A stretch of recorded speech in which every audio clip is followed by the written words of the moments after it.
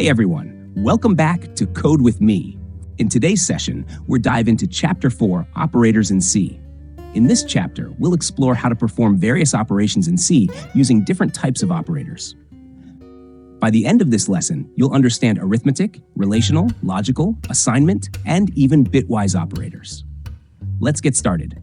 First up, arithmetic operators. These are the basic mathematical tools you'll use in almost every program.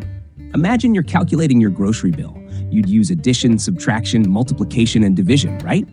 Here's how arithmetic operators work in C. The plus sign plus adds two numbers. The minus sign nas subtracts one number from another. The asterisk car multiplies two numbers. The forward slash divides one number by another. And the percent sign cent gives the remainder when dividing two integers. This is called the modulus operator.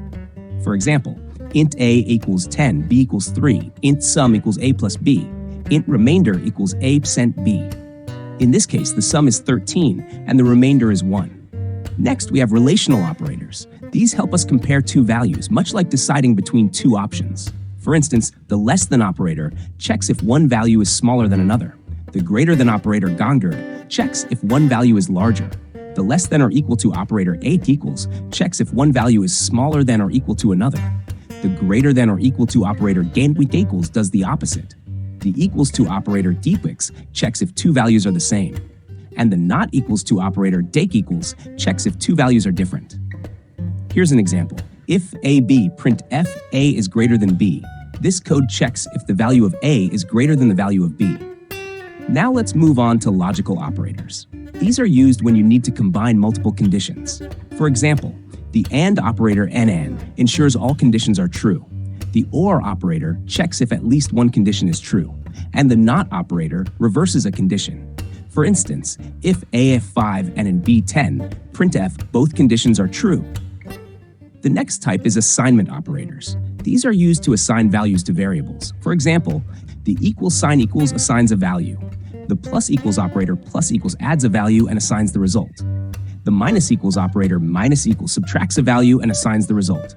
So if x equals 5 and then x plus equals 3, the new value of x will be 8.